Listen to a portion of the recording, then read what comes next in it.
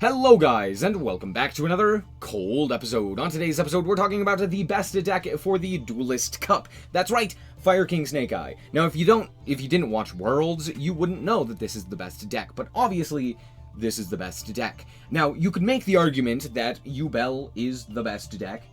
You'd be wrong, but you could make that argument. But all in all, most of the players, actually, I think pretty much every single team was playing this, and not every team was playing Yubel. Actually, that may not be true. I think some people were playing like Rescue Ace, which was hilarious. But most of the top players were playing this deck, and some variation of this. Now, personal preference, I despise Volcanics because Garunix is awful. I always draw it, it's always a dead card in my hand, and I always end up bricking on it. So for the most part, I would much rather just cut these three and play more hand traps. Just play more hand traps. That's just kind of my thoughts. But that's not very good. So don't do that. Anyway, so here is... it's kind of a mix of the way that Ryan Yu played it and the way that Joshua Schmidt played it. But overall, this is what I've come to play. And it's pretty good. Obviously. So let's just quickly do the card by card and the explanation. Starting off with the Snake Eye stuff, we're playing 1 Ash, 1 Oak, 2 Poplar, and the 1 Flomberg for the monsters. And then the spells and traps, of course. We have the original and the wanted. So yeah, that's pretty much it for the Snake Eye stuff. Obviously, we're also playing the Diabell Star, triple of Diabell Star. Would you consider this a Snake Eye card? I don't know, it's just Diabell Star. But all in all, that is pretty much it for the Snake Eye engine, which just generates so many insane bodies, which is, incredibly strong. Then we have the Fire King stuff. We are playing the 1 Arvada, the 1 Ponix, 2 Volcanics. I'm only playing 2 because, again, it just kind of bricks. This is obviously a very good starter, but I really wanted to see Diabell Star, and Diabell Star does not pair very well with the Volcanics. So there's that. So kind of cut down a little bit on that, and it ended up working out pretty well. So there's that. The 1 Garunix as a target for the Volcanics. There's a very funny thing that you can do, which is if Volcanics gets destroyed, you can special summon out this guy, and then if your opponent walks into this guy, because it summons in defense position, they probably will, they'll walk into this guy, and then you just summon Garunix, like the actual Garunix, and then you kill your opponent. It's hilarious. The amount of players that did this is surprising, because it's more than one. Did you know that this has a when it's destroyed by battle effect? Now you do. Anyway, there's that. We of course have the Fire King Garunix, and then we have the triple Kieran. I'm playing 3 Kieran. You can play 2.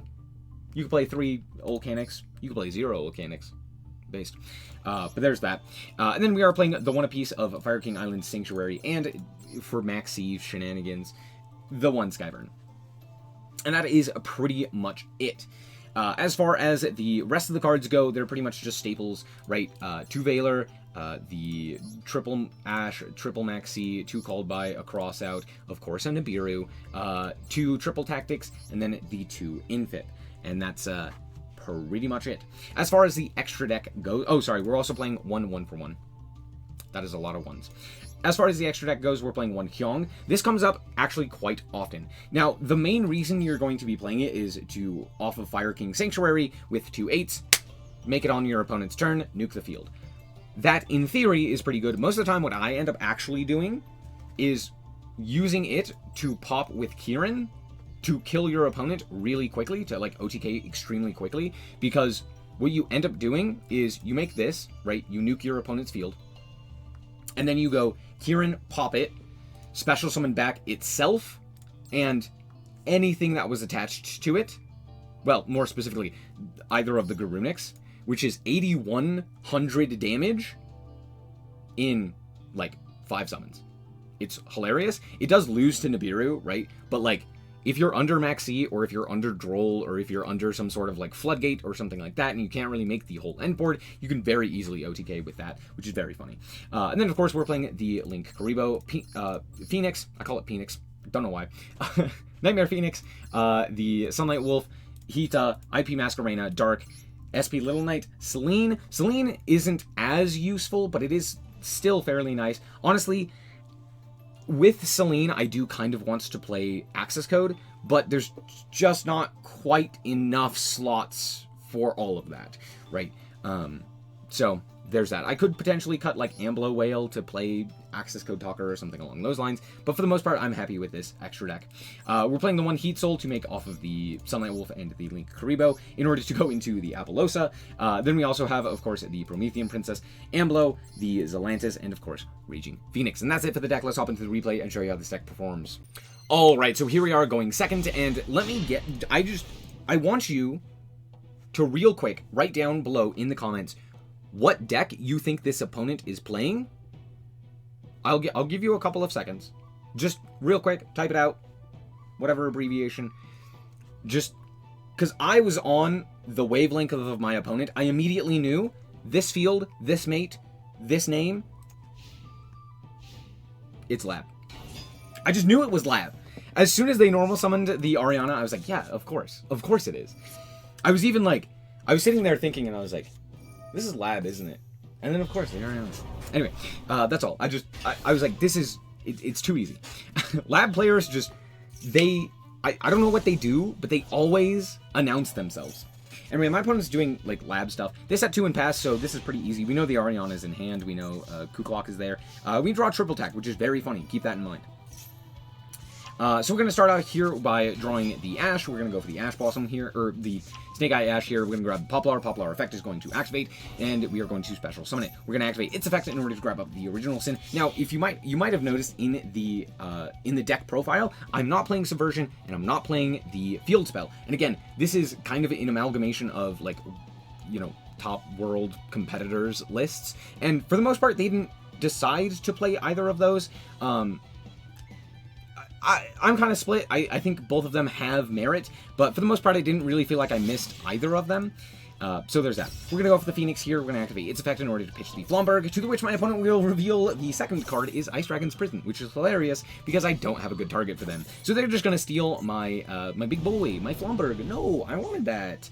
But it's not that big of a deal because the Phoenix did what it was supposed to do. So now we're going to activate this guy's effect in order to go into our Ponix. I was like, there's no shot they have an Ash Blossom in their hand, so I'm just going to fire this here. And then, of course, out comes the Big Welcome. I don't know actually why they're going for the Big Welcome here, but alas, you do you, boo. So we're going to go for the Ponix here and grab up the Skyburn. And then we are going to go and, well, they're going to activate their effect, hitting the triple attack. Tragic. But what's funny is I could have triple attack taken the Flomberg. But don't worry, it'll be even funnier. So we're going to go for the Garunix here. We're going to activate its effect and then special summon itself and pop a Kieran. Kieran effect is going to activate. We're going to special summon back the Ponix, and then, oh, away goes my Flomberg. And out comes both Poplar and Ash. We're going to link off here in order to go into our Link Karibo, and then we're going to activate the effect of the Poplar, putting the Phoenix back into the back row because it's funny, and then we are going to link off here into the Dark Charmer, and at this point, this game is sealed, and my opponent realizes it, so they concede. Good game. Alright, so here we are going second, but the Roach! Let's see if it matters. I'm immediately going to fire that during the draw phase because I have no chill, and my opponent is immediately going to set to 2. Cool, interesting. Now, trust me, this game is a lot more interesting than you might originally anticipate, given the fact that my opponent got roached. Stick with it. We're going to start off here with the Garunix during their turn, but more specifically to grab the Ponix so that we can get Ponix into rotation. My opponent activates the Roach themselves, which is why I said this was at least remotely more interesting. We're going to go for the Ponix here. We're going to add normal summon the Ponix. We're going to activate its effect, to which we will be impermed. Which really sucks, because had we had the ability to go for our quick play, we would have been able to pop both of the back row, go for the Kieran, bring back the Garunix effect, then pop a card and attack for well over lethal. But alas, not the case. So we're going to go for the Hong here. Again, this seems kind of weird. Stick with it. Trust. It allows me to pop the Ponix, which means we can grab it during the follow-up. And we get to pop this Book of Eclipse. I could not tell you, even knowing what my opponent is playing, what deck they're playing, I have no idea as to why we're playing Book of Eclipse. I have no clue. No thoughts. Head empty. Anyway, we're going to grab up the Ponix here, which is fantastic, and that will be wildly important here. My opponent is immediately going to go for the Kashtira Fenrir. Why is this card not banned? Smile. Anyway, we're immediately going to imperm that because, yeah, you have to. Like, it's a requirement. And then they reveal that they're on Scareclaw. This is the second Scareclaw I have played today, and let me tell you, that's too many. Why are people playing this deck? What? Why? Who? In what realm is this a good deck? Anyway, they're gonna do their Scareclaw stuff, which is gonna be very funny when they don't read. It's gonna be really cool when they just don't read. Reminder, they're gonna have an opportunity at some point to make a Baron. Like, they have the opportunity here to make Baron, and they will elect to never make Baron. Out comes Reichart, right? Okay, that's Baron. That's Baron, right? Instead, nah, I'm gonna OTK. Trust. Tryhard activates its effect. Everything goes to defense. Great, fantastic. Out comes Acro. Did you know that, like, none of these Link monsters are once per turn? I don't know why that's the case. They're just not once per turns. So they do it again. Out comes this guy, Astra, and they grab Bellone. So now, I gotta tell you what's happening. Okay, piercing, multiple attacks, like an insane amount of attacks. Sorry, this one's piercing. This one's the multiple attacks. And then this one boosts the guy in the extra monster zone. So Tryhard's going to deal a ton of damage, in theory. But of course, they just walk into the Hyong instead of, like, actually dealing with it. So Garunix and Hyong both trigger, because Garunix was already in the grave. So, yeah, now we just get to special summon these guys. Smile. So we're going to special summon the Hyong back, because it's funny. And then we're also going to go for the Garunix here, and Garunix effect is going to trigger. And while, yes, this guy may be unaffected by activated effects in defense position, this isn't from defense position monsters. However, this does protect, so I'm not going to do that. I'm not stupid. So we're going to special summon the Ponix off of the Kieran. And we're going to pop Astra, because that's the one that gives multiple attacks, so we're going to get rid of that one. My opponent's going to then walk into another guy. They're going to pop the Hyong once again, but it's too late. I've already gotten full combo. They better have something incredible. That's a terrible draw, but it's fine. It's fine. It's fine. We'll make it work. It's fine. They simply don't have anything. I wish I was lying, but I'm not. They literally don't have anything, so it's fine. I mean, they have Tryhard, but, like, Tryhard doesn't do anything. We're going to go for the Volcanics here. We're going to special summon out the Garunix. I'm going to normal summon the Arvada, because I'm scared of Nibiru, and that's it. Anyway, we're going to go for the Ash here. Activate the effect of the Ash. Activate the Poplar. Activate... Activate Poplar, putting, I don't remember what I targeted. Oh, Hyung, because it's funny. Grab Poplar, and we're going to special summon out said Poplar.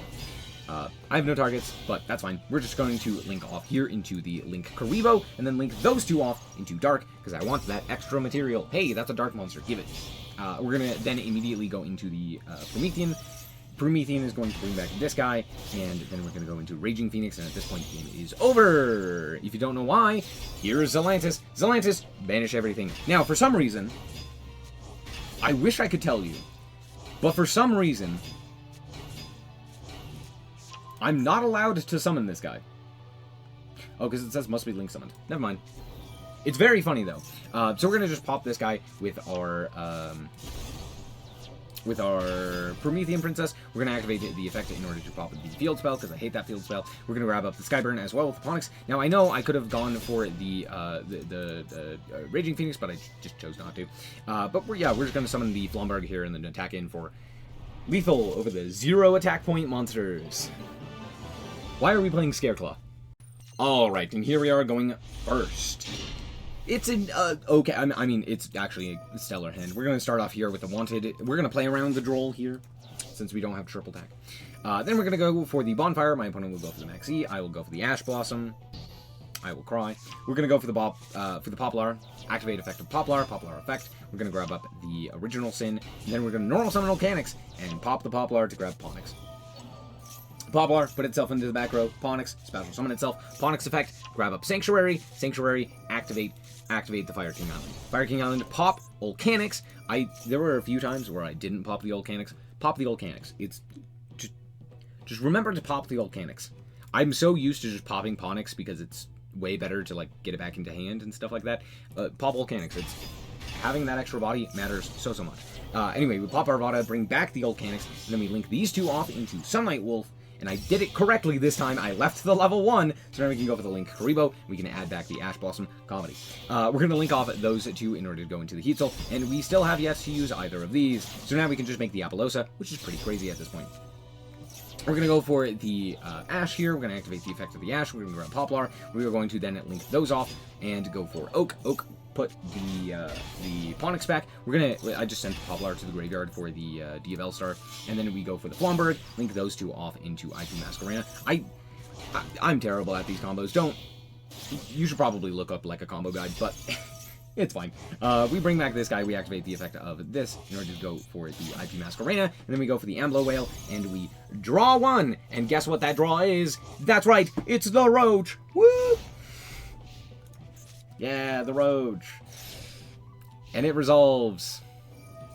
See, that's the thing. That's the thing about this deck. My opponent concedes. Fair. The Roach. It's pretty powerful.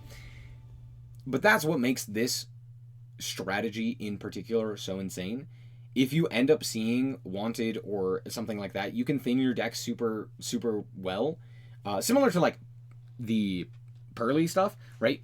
You just thin your deck and then you draw, and you're likely to draw into an insane hand trap, right? Whether that's Valor or Nibiru or Ash or the Roach, it's pretty nice. Alright, we're back with the deck, and honestly, yeah, this deck's still the best. Now, what I will say is, it's not so far away the best that nothing else can really compete with it. There are a lot of decks that can absolutely compete, especially going first. If you lose the coin flip, just in general right now, it is pretty much a death sentence. There are so many just insanely powerful end boards right now. If you don't draw the Roach, well, even if you do draw the Roach, most of the time they just have the out anyway. So it's really, really frustrating. But if you win the coin flip, this deck in particular, I think, capitalizes the best. Due to, 1, consistency. It's still really, really hyper consistent. And 2, the actual end board that it makes is very difficult to deal with from any one facet, right? You can't just, like, easily clean up the board.